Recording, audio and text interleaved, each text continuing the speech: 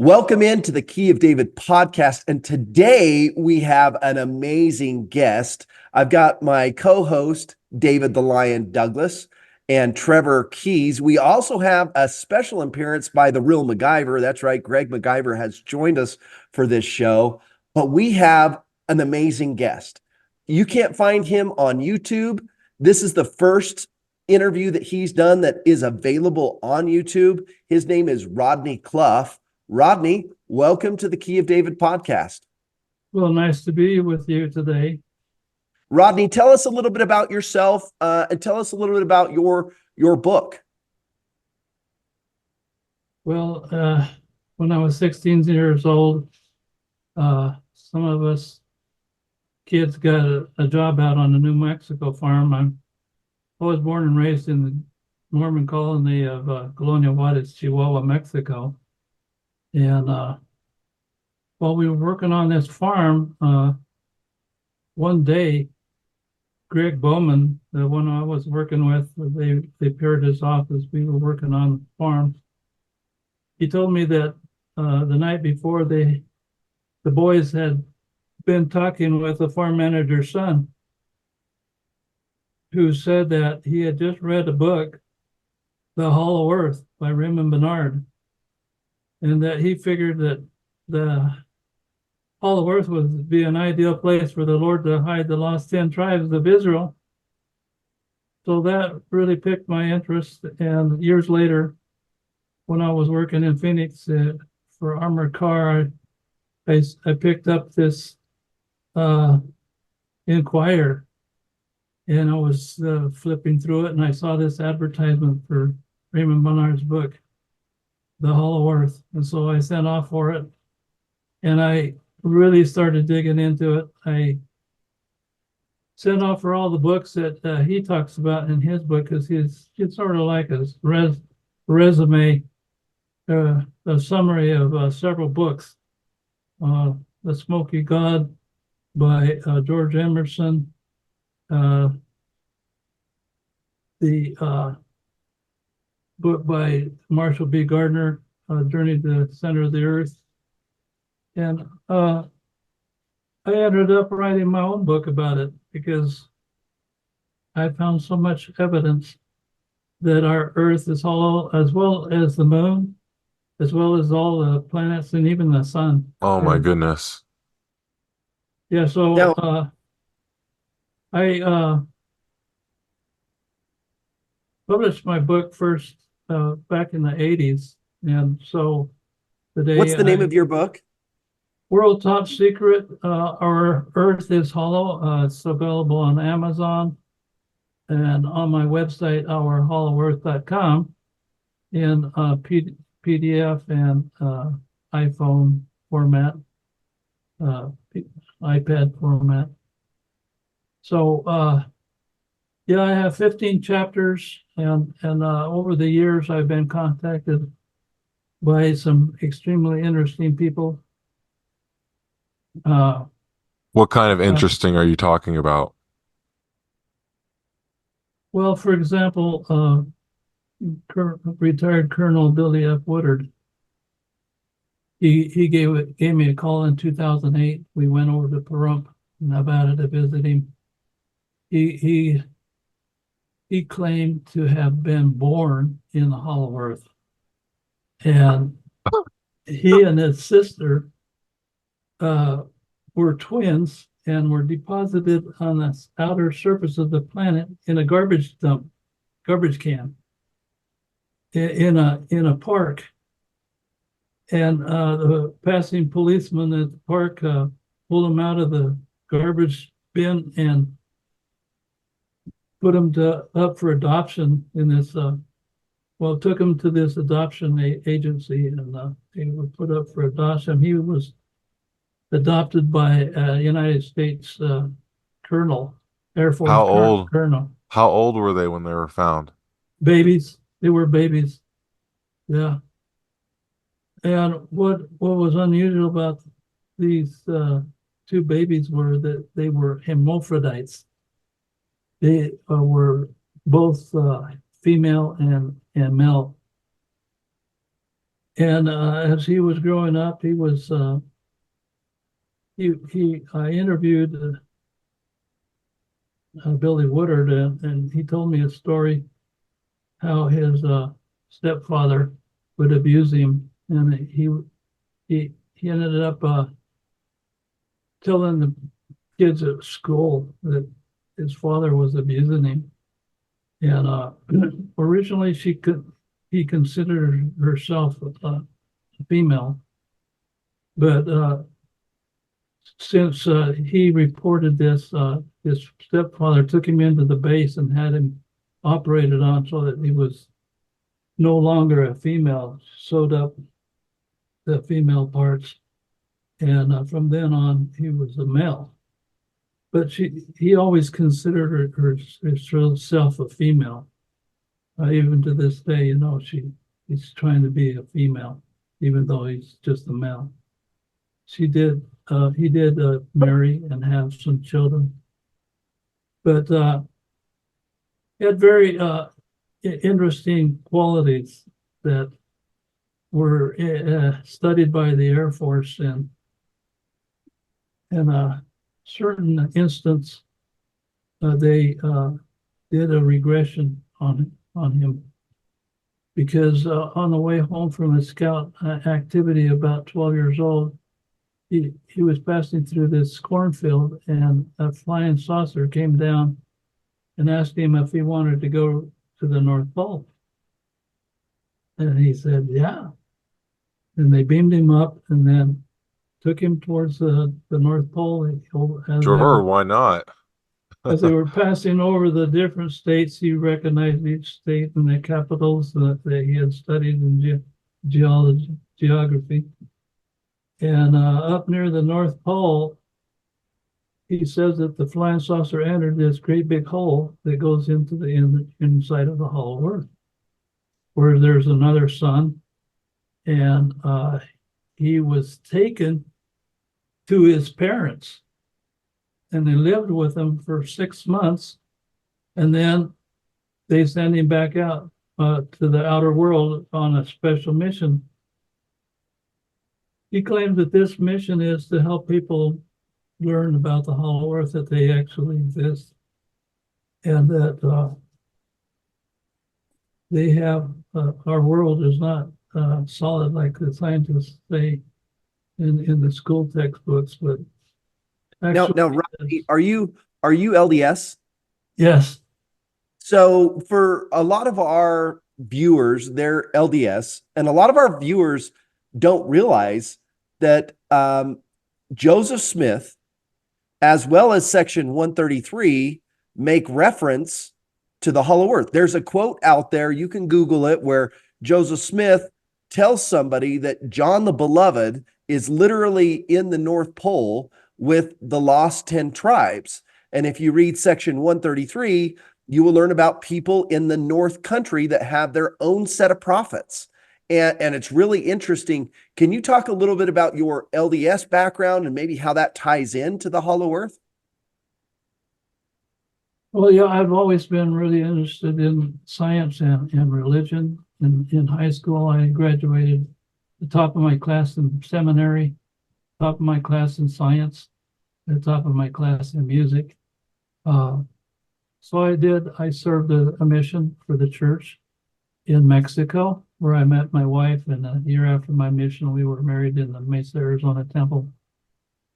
But it was that's when I got that job as working for the armored car, that I saw the ad for the book, The Hollow Earth, that I got interested more in depth of the theory. And I wanted to know for myself if the theory could be true or not. And I ended up finding so much evidence through from the scriptures, from science, and from history, that the earth is hollow. That today I firmly believe that our earth is hollow, as well as all the planets, even the moon and the sun. Even asteroids are hollow. And who do you think is living in the hollow earth? Well, I think that this book by Olaf Jansen that was published by his author friend, George Emerson, indicates that the lost 10 tribes are living in the Hollow Earth, the people that he met there. He says everything there grows very tall. The women are 9, 10 feet tall. The men are 10 to 15 feet tall. The trees are, our trees in the redwood forest in California are about 300 feet tall. Well, the redwood forest in the Hollow Earth are 1,000 feet tall. Wow. Yeah. So he says that the people of the Hollow Earth told him that the sun inside the Hollow Earth is the throne of Jehovah. Now, Jehovah is the God of the ancient Israelites. So I am convinced that the people he met there, they told him that their capital city is built around the original Garden of Eden. And I found evidence of that from the lost books of the Bible, that when God evicted Adam and Eve from the Garden of Eden for having partaken of the forbidden fruit, God told them to go dwell in the cave of treasures, where they got lost. And they wandered and prayed and finally they came out. But they came out on the surface of the planet. Because when the sun came up in the morning, it burned him. He says, it's not like the sun in the Garden of Eden, where it's nice and gentle and doesn't burn you. So I think that Adam and Eve were placed originally in the Garden of Eden in the Hollow Earth, and it's located about 800 miles beneath Jackson County, Missouri. And they came out of a cave near there and made their home in that area. Cowabunga. So as we think about the possibility of the Hollow Earth, are you familiar with the story of Admiral Byrd? Oh, yes. Can you, for our listeners, a lot of people don't know about Admiral Byrd, but can you just tell us a little bit about your research as it relates to Admiral Byrd and his experience into the Hollow Earth? Well, originally, I met a fellow up in Alaska. We went up to Alaska in 1980 to see if we could find evidence of the Hollow Earth. And I met a man up there that told me some stories about Admiral Byrd, but I think it was all based on this account that I call the fake diary of Admiral Byrd. That was written up, I believe, by Raymond Bernard. And so I believed that story for a long time, because this guy up in Alaska was recounting a different version of it. And but recently, and actually it was in 2008 that I was sent this manuscript, Genesis for the Space Age, by a United States intelligence officer named John B. Lith. And later, this book has been published now on Amazon. You can buy it. And I agree more with the story of Admiral Byrd that is depicted in that book, because he says that he was allowed as an intelligence officer of the United States to go into the United States archives.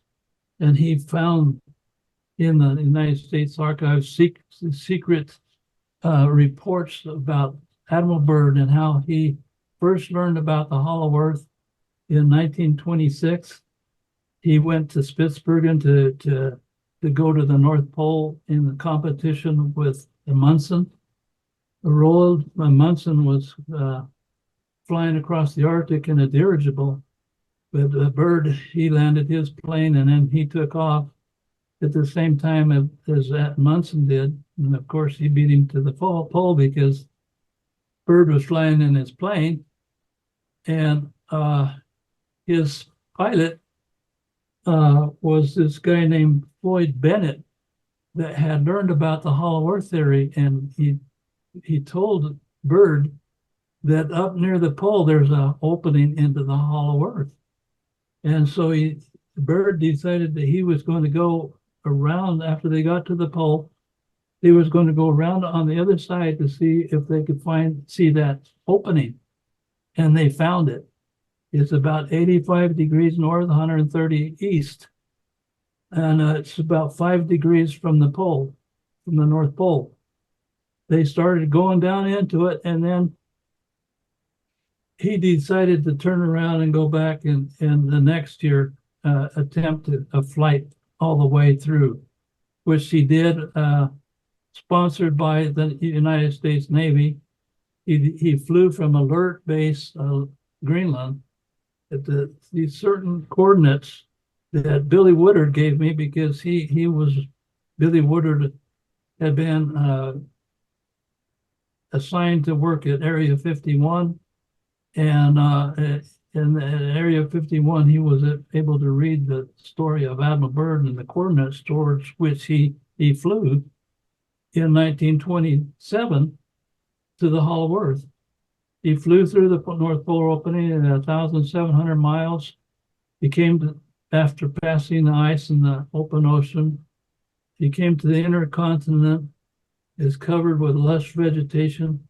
He even saw this green monster wandering through the brush up there that later I have discovered is a Tyrannosaurus Rex. And at first I thought it was a mammoth of the hollow earth. Olaf Jansen reported in his book they have big herds of mammoths. But recently I've been thinking about it, that probably it's this Tyrannosaurus Rex that some Eskimos discovered when they went there to hunt. And in fact, this Eskimo story was published in Ogden. So Admiral Byrd in 1927, in February 1927, flew to the hollow earth. He only had enough gas to go 1,700 miles from Alert Base. And he went towards these coordinates that Billy Woodard gave me. And I put it on a map, Google map, and I drew a line from Alert Base through those coordinates. And would you believe it actually goes to the exact location of 85 north, 130 west, that Admiral Byrd reported that he That's amazing. found the North Polar opening.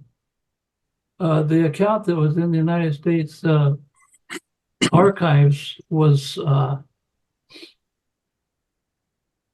said that when he was running out of gas, he turned around, and while he was turning around to come back, there was some people on the ground that waved to him, and he took 300 pictures that were in the archives. And when he got back to the United States, he reported to President Coolidge.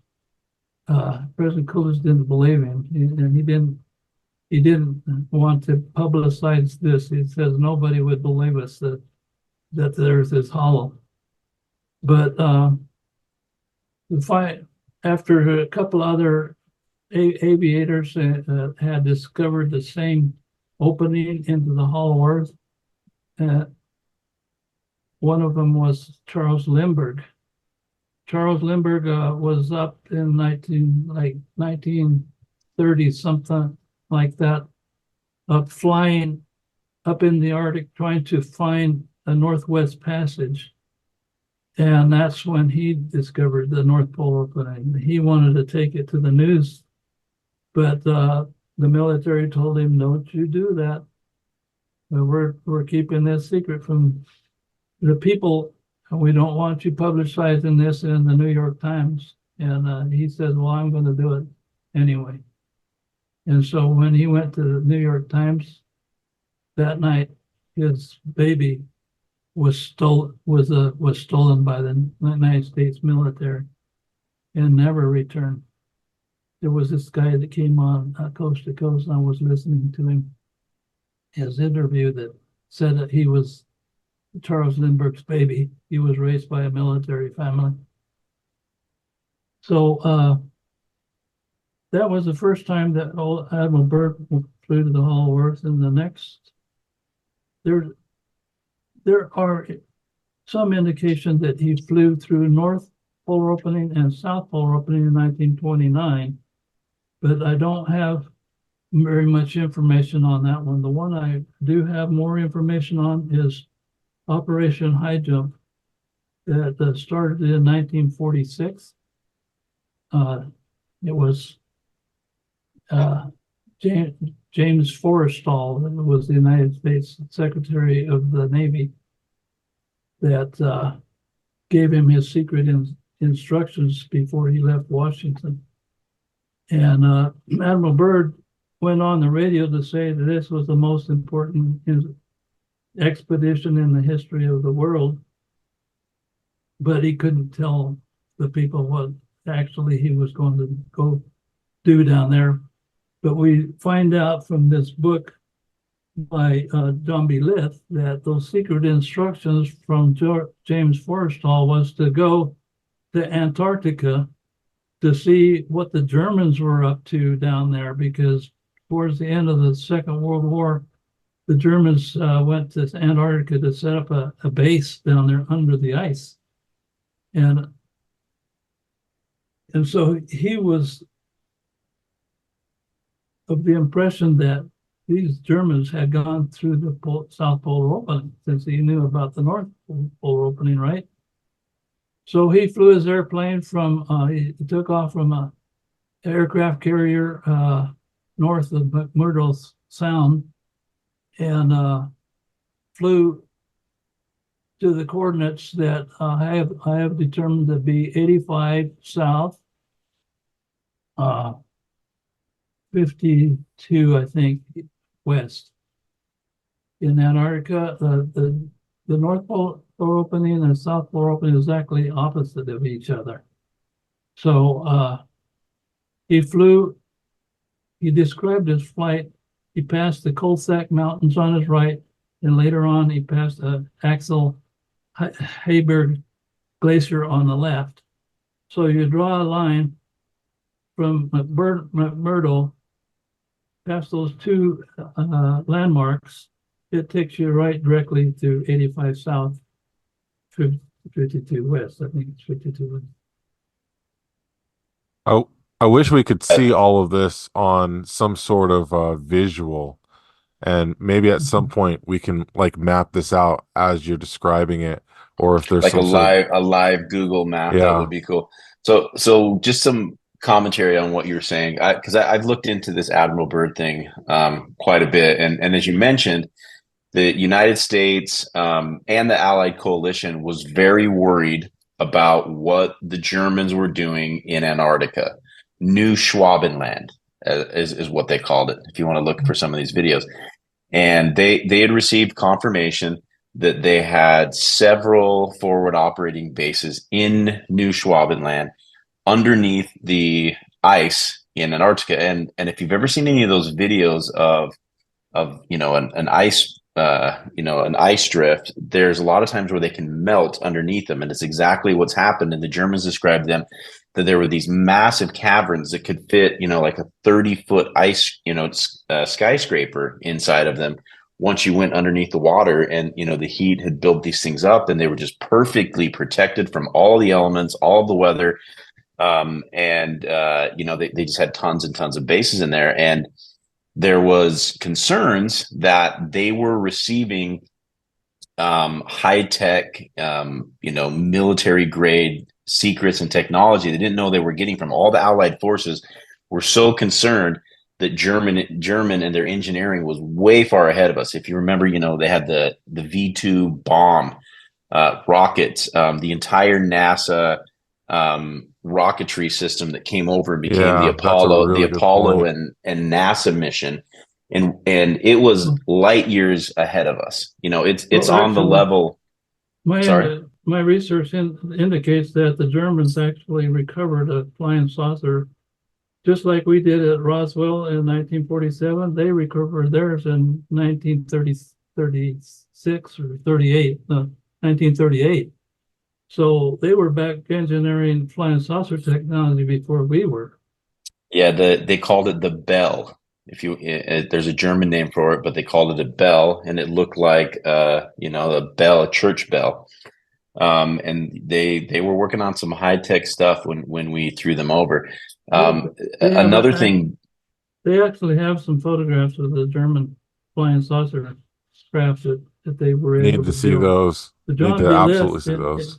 John B. Lith in his book says that they weren't able to completely get their flying saucer, reverse flying saucer operational, but they had help from people of Venus to help them get it operational. But they were prevented from using that high technology in the war.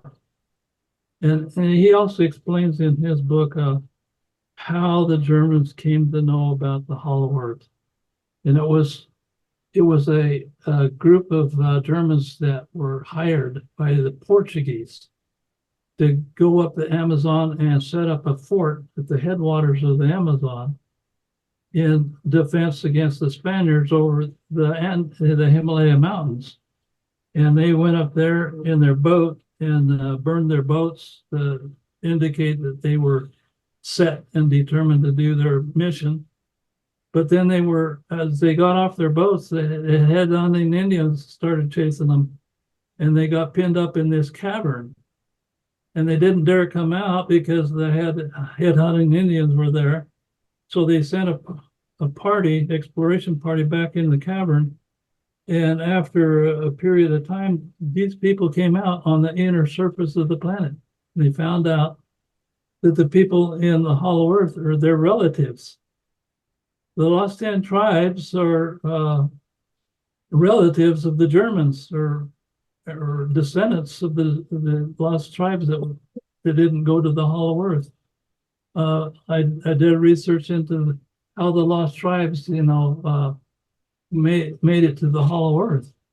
They were taken captive by the Syrians in 721 BC, and they lived among them about 35 years. But they were made to give up their religion, their language, and everything. So secretly they kept their religion, but when they escaped the Syrians, when they headed back to Palestine, they got to the Euphrates River, and the Euphrates River had stopped flowing, and there had been an earthquake that had caused the headwaters to cave in and caused a natural dam. So they were inspired to go up the river, climb out at the natural dam, and go over the Caucasus Mountains and settle north of the Black Sea.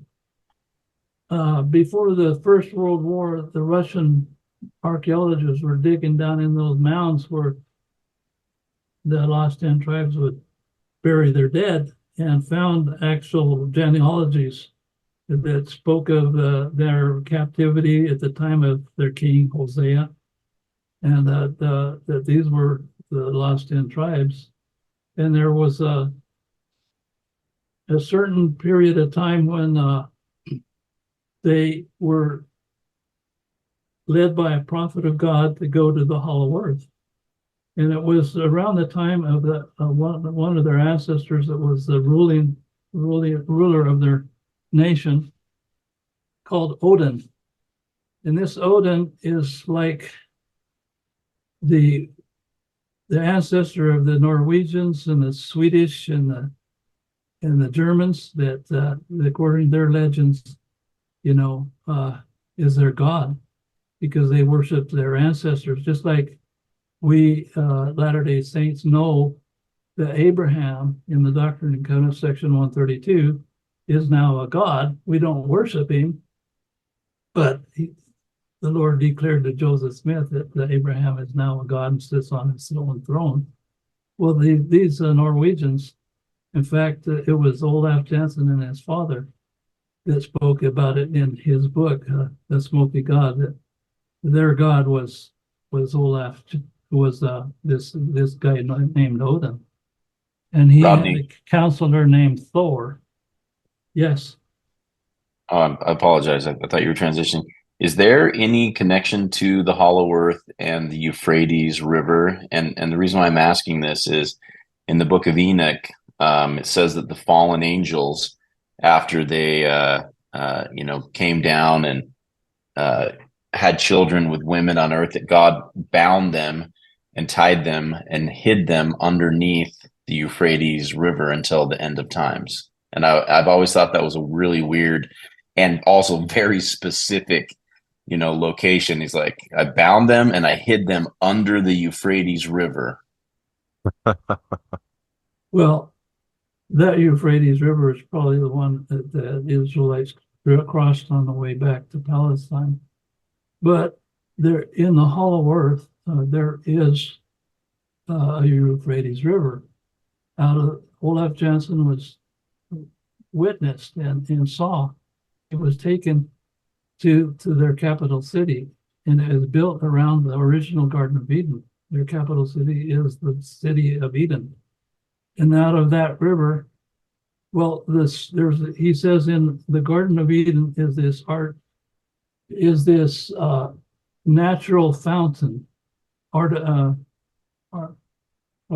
they call these fountains that come out of the water, out of the ground? Aquifer? No, it's not. It's called artesian fountain. So the Garden of Eden begins with an artesian fountain that is then divides into 4 rivers. The Pison goes towards our South Pole, which is their North Pole, is inside the Hollow Earth. Their directions of compass is actually opposite of ours. The Hydeco goes to their South Pole, which is our North Pole. And then the other 2 rivers are the Gihon and the Euphrates. And it divides the inner continent up into 4 large areas, and they have a Euphrates inside the Hollow Earth. Now, Olaf Jansen and his father went on their fishing expedition in 1829, and his father is originally from the Lofoten Islands in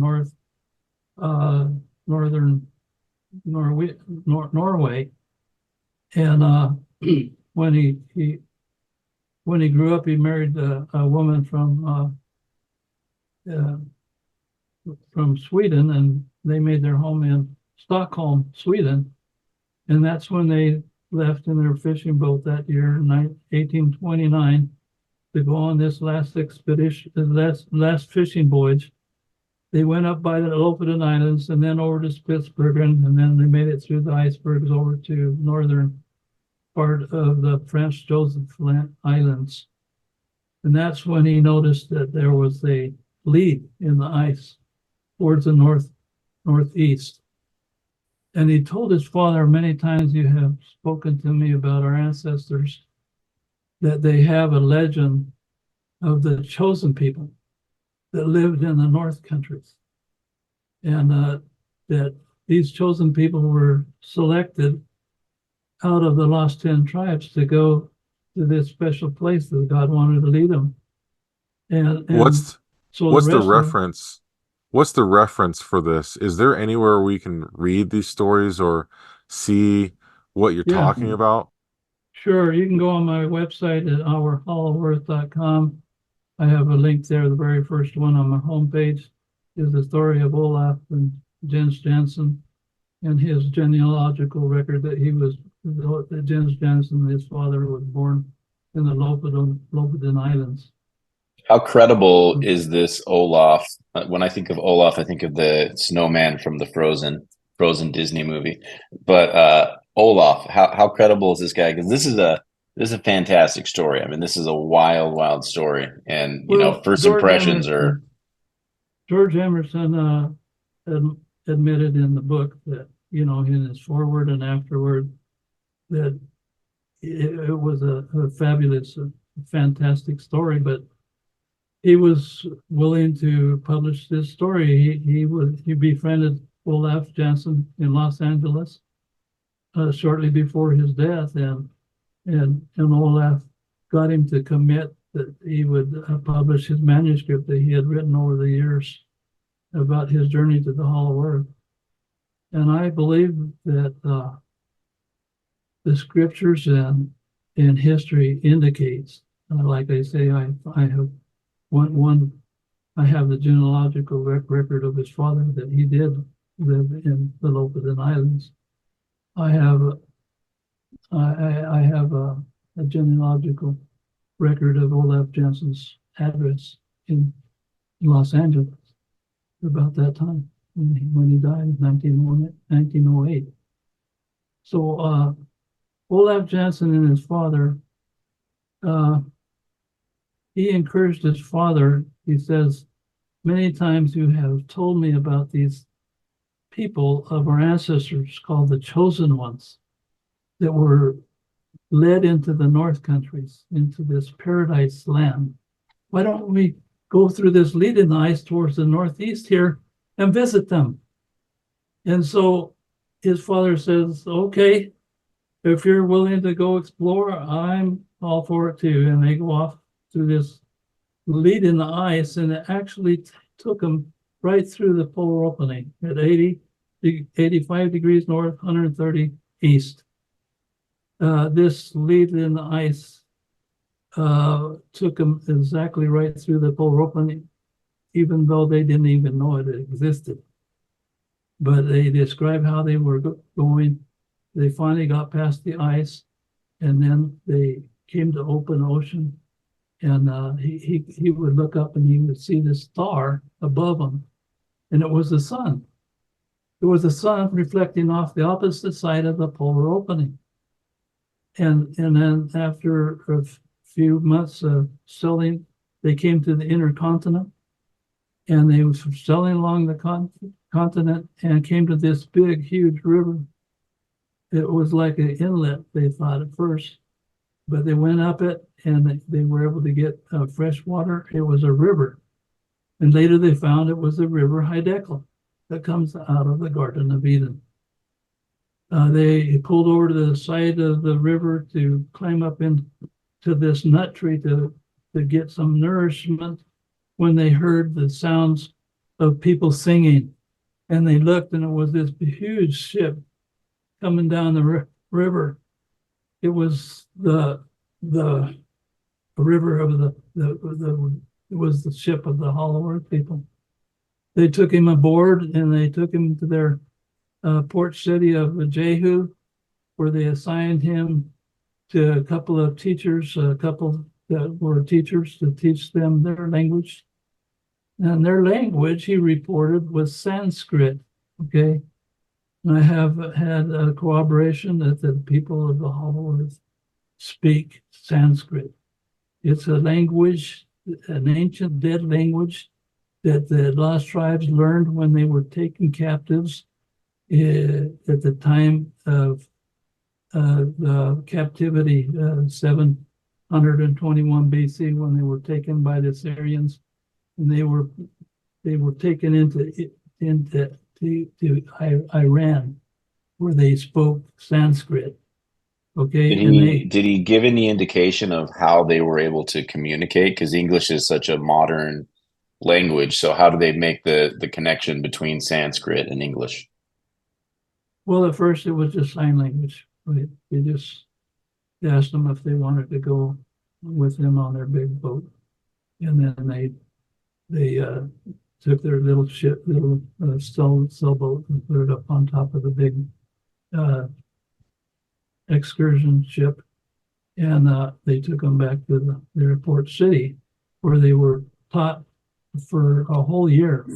It took them a whole year to learn their language, and after a year, they had some emissaries sent from the capital city by the king of the Hollow Earth, and then they were taken overland in the monorail train to the capital city, which he described was on the highest mountain plateau of the inner continent, where the Garden of Eden is located.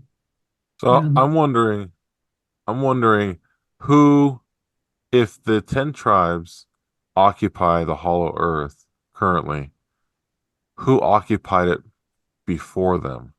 Is there any Nobody. word? Okay. No, nobody. Just Another Adam and Eve were the first occupiers, and they were evicted. Yeah. something to build a little more maybe credibility and belief into this subject, because my red flag machine is just going off nonstop as I'm hearing these stories, right? And I want to believe, and for me, the scripture that Shane shared out of DNC 133 that mentions Joseph Smith of the North Country, and the 12 tribes being lost. There's that particle of faith in there for me that, like, okay, I want this to believe. But interestingly enough, what's been coming out recently in the UFO community, I don't know how many of you guys watching or following this, but just within the last 3 or 4 years, the narrative has been changing from UFOs coming from extraplanetary systems or outside of us, from coming interdimensionally. And then just recently, within the last 2 years, the most bona fide people, we're talking Jeremy Corbell, David Grush, even Tucker Carlson says that people have been telling that this is the UFOs that we're seeing are not coming from another planet. They're not coming from another solar system. They're either coming from another dimension, or they say they're coming from the oceans, or they're coming from the middle of the earth. And when I heard that, I was like, wait, what? And they're like, yeah, it's a society that is coexisting with us, that has advanced technology, that's been here the entire time. So for those of you who are listening, that your BS meter's going off, the new information coming from military whistleblowers inside the UFO community is saying that these intelligences are coexisting with us. And if they are, then my question is, where? Are they in the ocean, or are they interdimensional, or could they possibly be inside this hollow earth? And then one other thing, to booster your claims on the Admiral Byrd Operation High Jump. When I started learning about this Operation High Jump, I jumped into it pretty deep because it was pretty significant. And on Operation High Jump, listen to how many people he got the U.S. military to give him to go down there. Okay, this wasn't just like an aircraft carrier or a naval vessel that's going down there. Admiral Byrd's famous Antarctic expedition, known as Operation High Jump, was one of the largest Antarctic expeditions ever organized. Personnel, he took 4,700 men with him. Why would you ever take 4,700 men unless there were other men where you were going, right? You don't need that for a research and reconnaissance thing. He took, there were 6 planes. There were 13 naval vessels with them. So, I mean, that is an intense operation. And the war was over. This was 1947, 1948. There wasn't a threat from Germany. We had the Allied coalition. We were friends with Russia. So all of those things, just don't connect to just a operation exploration. On my website is a video taken by the Russian that had a ship down there watching what we were doing in Operation High Jump. And what happened was that Admiral Byrd, on his second flight through the South Polar opening, he flew clear all the way through and found the Germans flying in flying saucers in the hollow earth, and they met him. And he was under orders not to fire on them, but he did it anyway. He ordered his accompanying airplanes to fire on the flying saucers. Well, the flying saucers knocked them out of the air just like that. And then the video you can watch, they didn't fire on Admiral Byrd. They told him to leave the hollow earth and not never come back. But the video taken by the Russians, you can watch the video on my website, shows these flying saucers coming up out of the water around the fleet. And they sent our airplanes were sent up from the aircraft carrier. The flying saucers knocked them all out of the air. They fired on the ships that one of the ships caught fire, and some men died in that skirmish. It only lasted about 20 minutes or half an hour, and they dove back under the water. And this was a warning to our military that they have technology much more advanced than us. Ever since then, they have been sending their flying saucers out to prevent nuclear war. Anytime that the United States, Russia, and China decided that they're going to want to attack the Hollow Earth instead of each other, they can just send their rockets through the North Polar opening and attack the Hollow Earth people. So they make sure that we don't have nuclear war. There was Colonel Ed Dames that came on Coast to Coast, and he says that in 1966, the United States and Russia tried to have a nuclear war, and they were shut down on both sides by UFOs. And Dr. Stephen Greer, Bunga. that has many expert witnesses that know about the flying saucers are real, and that and what they have been doing.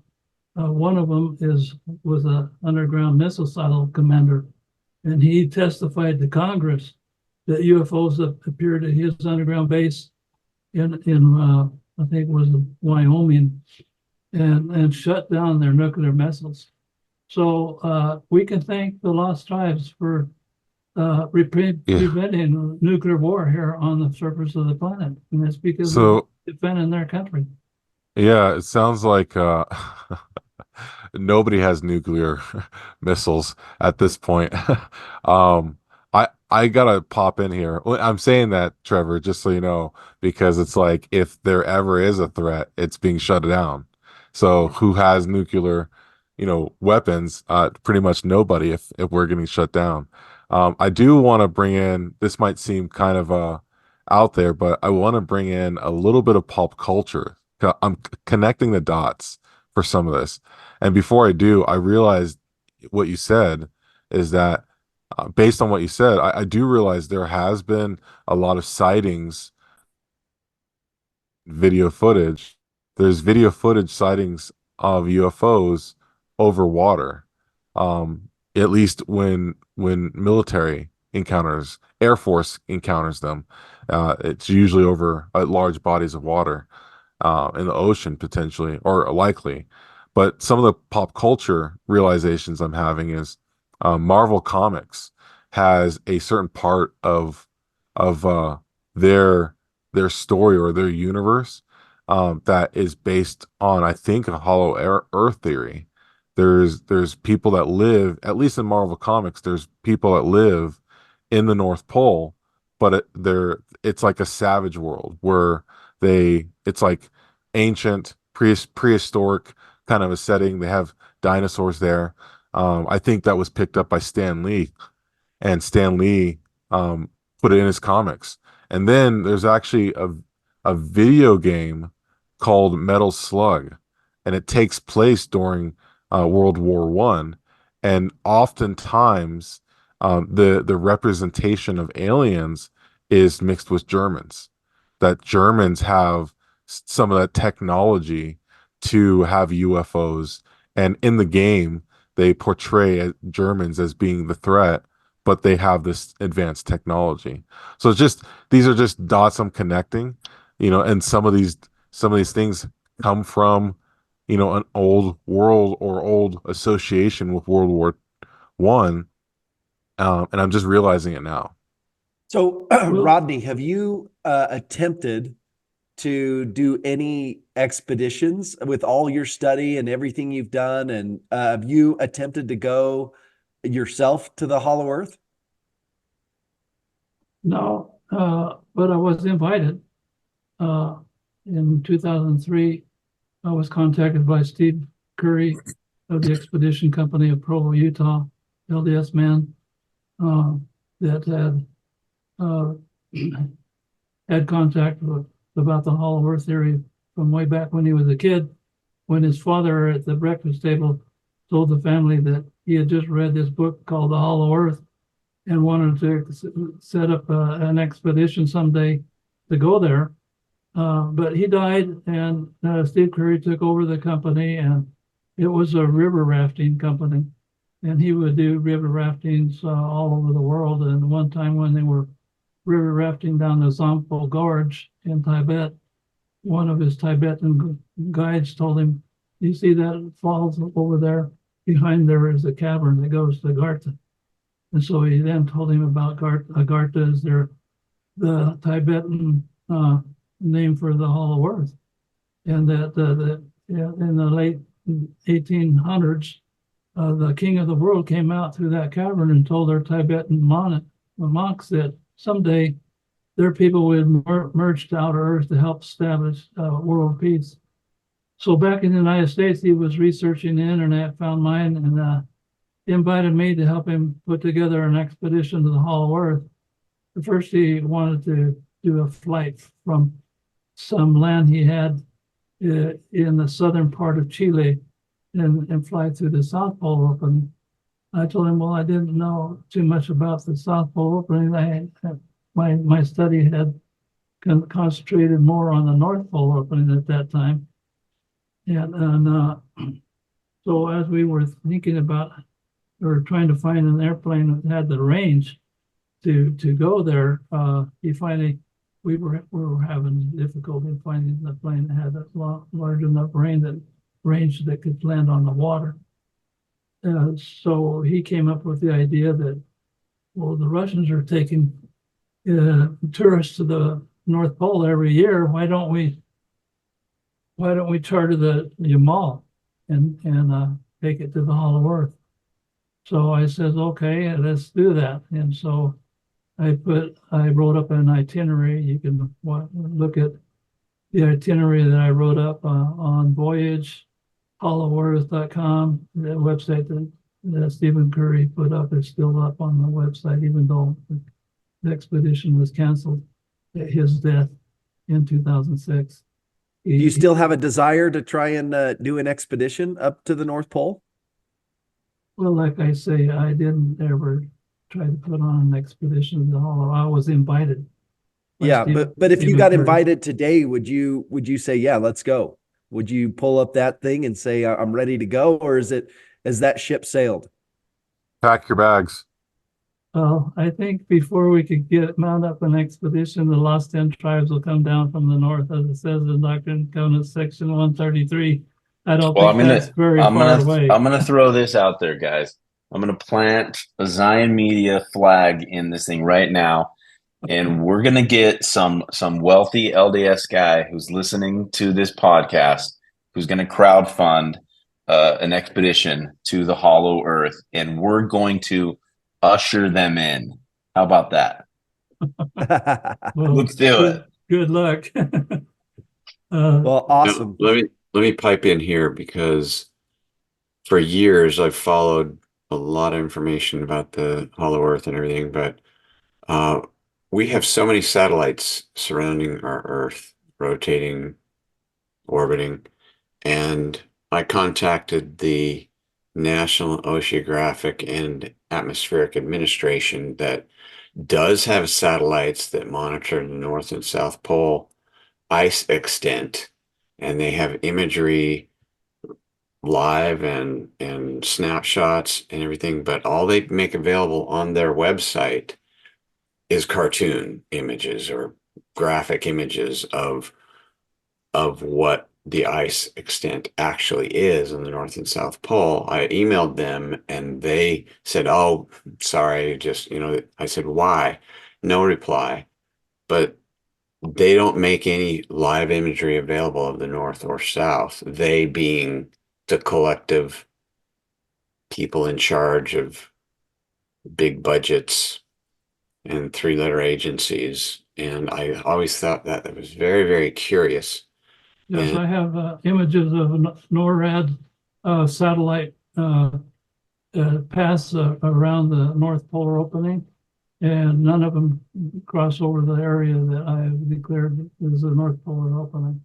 They go to one side or the other. The same from the images of the flight patterns of satellites around the South Pole opening. None of them fly over the polar opening because the hole is actually so big that if you flew a satellite over it, it would lose its orbit. It would either, if it's close enough down to the ground, it would fly in the hollow earth, Bermuda Triangle. or it would lose its orbit and go fly out into space. It would try to fly over. In fact, the very first satellites they sent up over the poles, they lost them because they didn't take into account the location of the polar openings. So ever since then, they send them to either side of the polar opening so that they don't lose their orbits.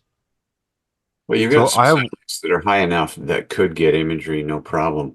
But there's a lot of ionic stuff happening with the ionic wind from the sun and magnetic field and the protective layers of energetics around the Earth. There's a lot of stuff going on that we don't really take into account. But I did find NASA, a couple of NASA scientists that were studying the North Pole, and they discovered a strong solar wind coming up out of the Earth up near the North Pole. It's strong enough to light up the auroras and fill the Van Allen radiation belts, but that has kind of been put aside and not talked about by NASA since those two scientists discovered that polar fountain of energy that's coming up out of the Earth from the inner sun, which causes the aurora. They tried to say that the aurora is just caused by the solar wind of our outer sun, but it is not possible because our outer sun only has energies of like 800 electron volts, while the hollow Earth wind that causes the aurora is in the 30,000 range, way more powerful. And besides that, the Earth's magnetic field around the Earth deflects the solar wind that comes from our sun so that it can't get in to cause the aurora.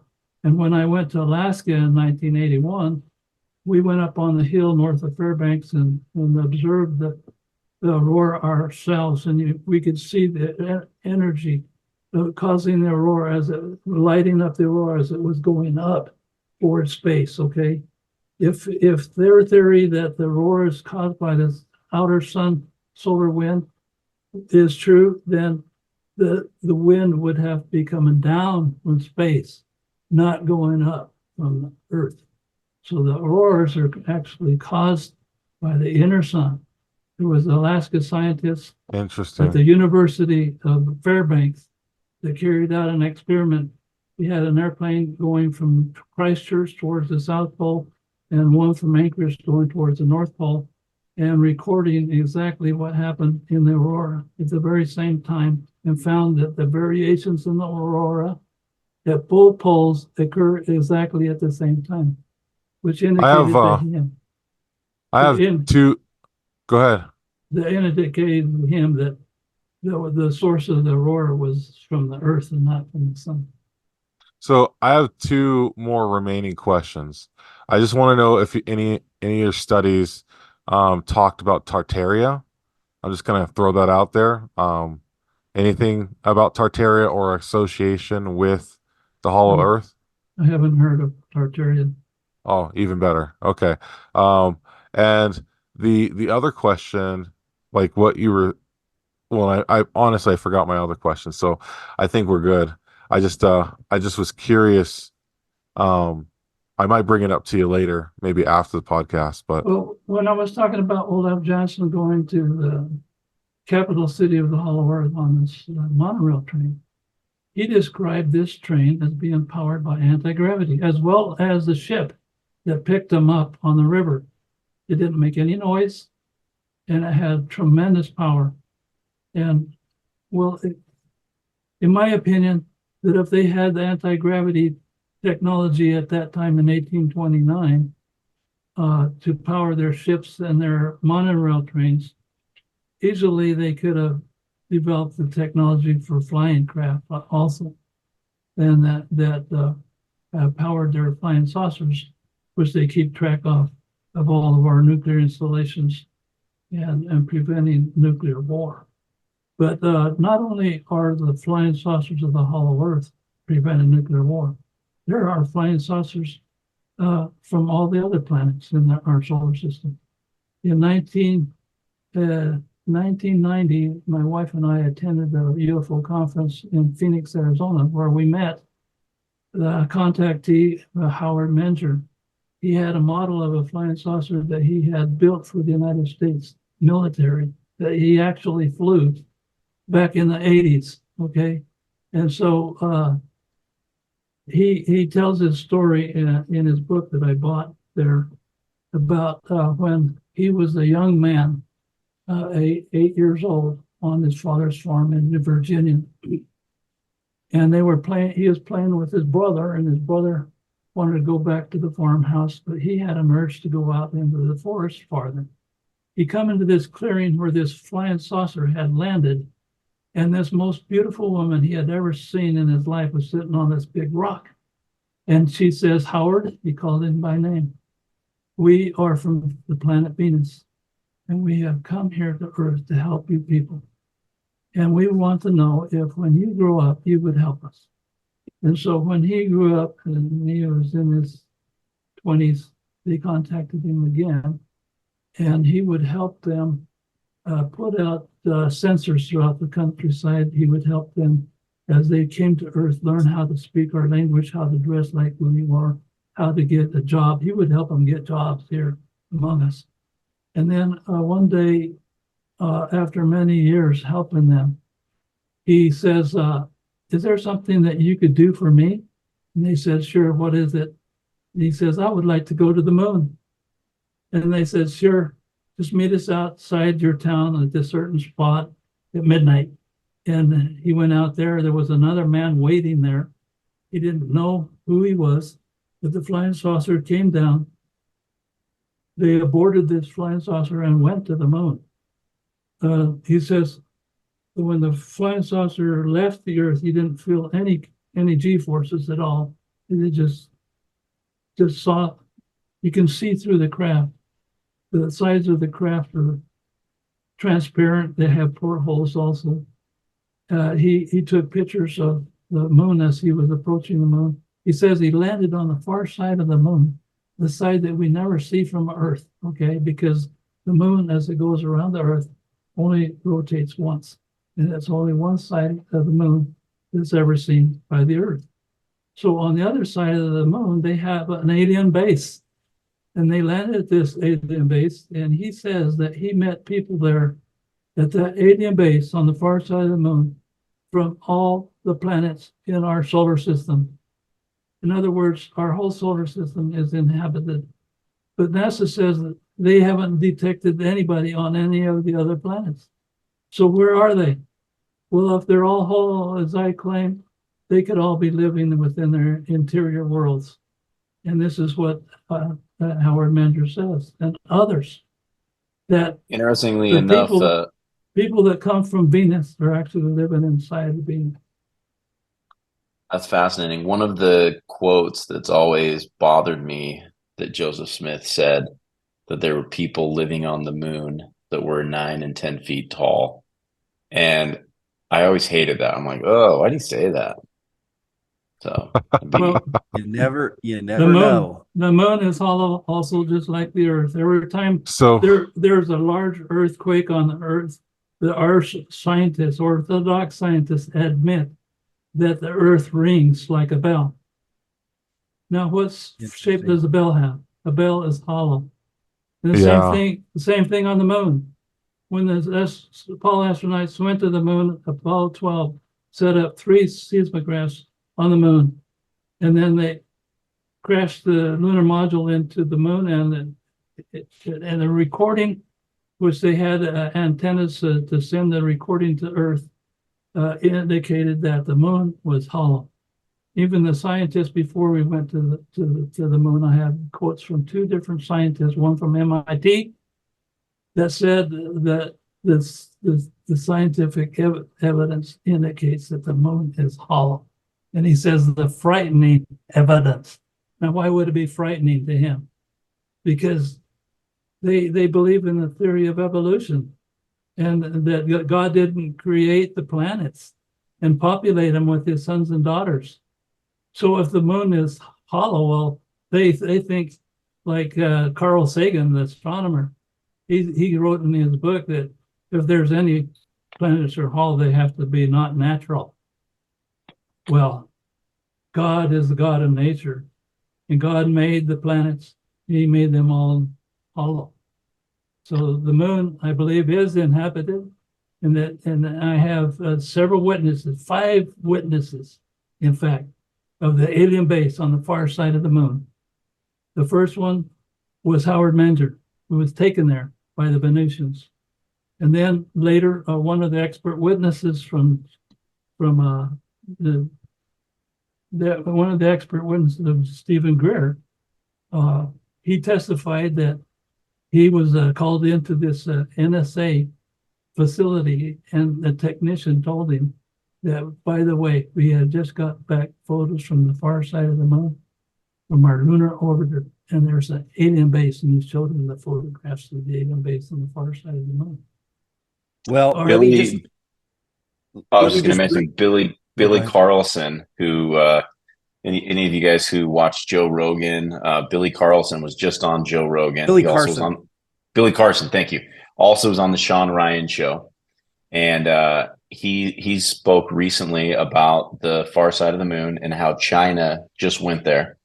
But before it was just the United States, we had gone there and done some reconnaissance. But they sent back a whole bunch of videos, and he's got a whole team of people going through them, and there's all of these weird shaped he called them mushroom like structures, and looked like they were not naturally natural figurations. Yeah, I've heard. Go ahead. Oh, I was on Coast to Coast one time. I haven't been on it there for a long time, but Ken Johnson, who was the office manager of the archives from NASA, was on there, and he testified on Coast to Coast AM that when our Apollo 17 went to the moon, it was the last one that we sent. And as it was circling around at that time on the other side of the moon, it was nighttime, because it's not daytime all the time. It's half the month. It's nighttime on the far side of the moon. Well, as it was circling around for the last time to come to Earth, this alien base lit up with brilliant lights. And over this radio intercom came this voice saying, "You people of Earth are not welcome here on the moon. Go back to Earth and never come back." And Ken Johnson testified that when Apollo 17 returned to Earth, that NASA shut down the Apollo missions. There were 3 more Apollo rockets ready to go to the moon, and were never sent to the moon. 36,000 people were let go from NASA because we were warned off the moon in a way that they believed that they were warned off. And this is a reason why we have never sent anybody back to the moon. Wow. Well, just to wrap up, just want to thank you for coming on, Rodney, and sharing all this interesting information. I know some of this can seem fantastical. I want to close with just reading a scripture in Doctrine and Covenants, section 121, verse 28. It says, "A time to come in which nothing shall be withheld." So maybe we're entering into that era, that age, where nothing shall be withheld, and we'll have information as to where the lost tribes are. Are there people living on the moon? Where are these UFOs coming? And I believe we're entering into that day. For myself, I'm Shane Baldwin. My co-host, David the Lion Douglas, and Trevor Keys, special guest with the real MacGyver, Gregory MacGyver. And thanks again, Rodney Clough, for coming on. Where can everybody find you again, Rodney, online, and where can they buy your book? You're welcome to come to my website, ourhollowEarth.com. My book is sold on Amazon in English and Spanish and in Kindle format. On my website, you can also download it in PDF and EPUB format for iPhone or iPad. Great. Thank you again, Rodney. And listen, if you're listening there in the hollow earth, you lost 10 tribes, let's build the highway and come and rescue us because we're in trouble. We're coming Take to care, get you. everybody.